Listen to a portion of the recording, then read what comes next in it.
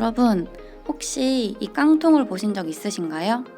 아마 예술에 관심 있는 분들이라면 누구나 한 번쯤은 보셨을 것 같은데요. 슈퍼에서 누구나 살 수 있는 이 캔버스풀을 전 세계에서 가장 유명한 예술 작품으로 만든 사람이 바로 팝아트의 성부자 앤디 워홀입니다. 앤디 워홀은 캔버스풀 말고도 예술사에 남을 만한 여러 아이코닉한 작품을 남겼는데요. 이러한 그의 작품과 인생을 되돌아볼 수 있는 전시가 이곳 여의도 더 현대서울에서 진행되고 있어 찾아왔습니다.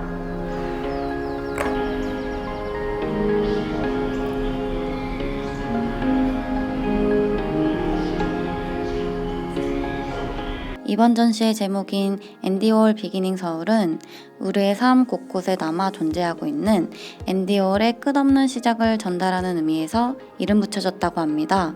회고전이라는 설명에 걸맞게 전시회장에 들어오자마자 그의 시그니처 작업 방식인 실크 스크린 작품들이 가장 눈에 띄었는데요. 실크 스크린이란 여러 가지 색상의 파넬을 조합해 그림을 인쇄해내는 방식인데요. 옛날부터 저렴한 비용으로 대량 인쇄를 위해 쓰이는 작업 방식이었습니다. 하지만 앤디 워홀은 이것을 예술작품으로 만드는 데 사용하면서 당시 예술계에 많은 화제와 논란을 불러일으켰습니다. 희소성과 오리지널리티가 가장 중요한 가치인 예술작품을 실크 스크린이라는 싸구려 인쇄 방식을 통해 대량 복사해내는 쇼킹한 방식을 시도했기 때문이었죠. 이를 통해 앤디 워홀은 돈에 미친 예술가라는 비판을 듣기도 하였지만 오히려 돈 버는 것이 최고의 예술이라고 말하며 상업적인 성공에 집착하였습니다. 이러한 그의 작품 세계는 대중들에게 더 친숙한 방법으로 사회적 메시지를 전달함과 동시에 예술성과 상업성이 서로 대척점에 있는 개념이 아님을 보여주었습니다. 이번 전시에는 독특하게 미디어 가든이라는 공간 또한 마련되어 있었습니다. 앤디 워홀의 대표적인 꽃을 모티브로 하여 미디어 아트를 구현한 곳인데요. 만약 그가 지금까지 살아 미디어 아트의 세계까지 관심을 가졌다면 아마 이런 아트웍을 만들어내지 않았을까요? 앤디 워홀의 생애를 이야기하면 또 빼놓을 수 없는 것이 바로 폴라로이드 사진기죠. 폴라로이드를 펜과 연필처럼 활용했다는 그의 말처럼 워홀은 폴라로이드사의 SS70 모델을 분신처럼 들고 다니며 자신의 일상과 함께한 셀러브리티 필름을 남긴 것으로 유명합니다.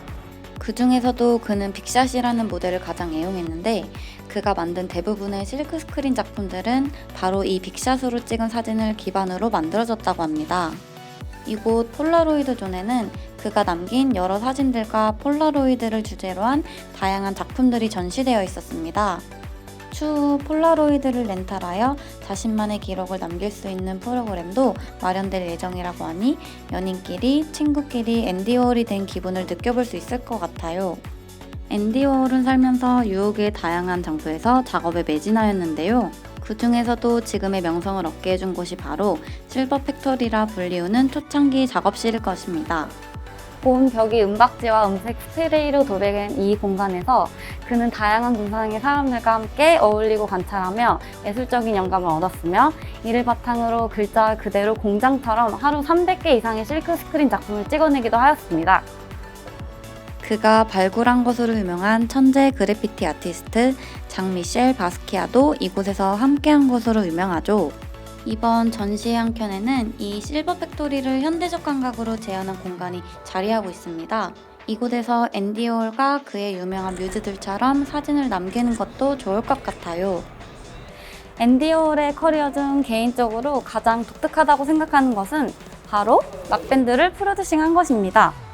그는 우연히 뉴욕의 한 클럽에서 실험적인 음악을 연주하던 벨벳 언더그라운드라는 밴드를 보게 되었고 이들의 독특한 매력과 잠재성에 반하여 밴드의 후원인 겸 프로듀서가 되기를 자청합니다. 워홀은 이후 벨벳 언더그라운드의 컨셉, 곡의 모티브, 홍보 등 다방면에서 지원을 아끼지 않았고 또 밴드를 통해 그의 재능을 투영하였는데요. 대표적인 것이 바로 바나나 그림으로도 유명한 벨벳 언더그라운드의 첫 번째 앨범 커버입니다. 이 앨범은 MD샵에서 구매도 가능하며 구매하신 분들께만 특별히 앨범 커버가 들어간 포스터도 증정한다고 하니 평소 바나나 그림이 갖고 싶으셨던 분들은 참고하셔도 좋을 것 같아요.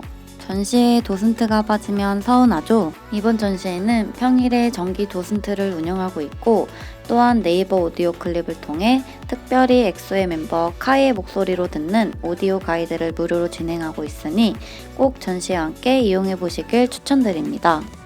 코로나 때문에 바깥 나들이가 망설여지는 요즘이지만 서울 한복판에서 앤디홀의 유명한 작품들을 만날 수 있게 돼서 참 좋은 것 같습니다. 이번 전시는 6월 27일까지 여의도 더 현대서울에서 진행된다고 하니 평소 앤디홀에 대해 관심 있으시거나 더 현대서울에 방문 계획 있으신 분들은 방문해보시는 건 어떠실까요?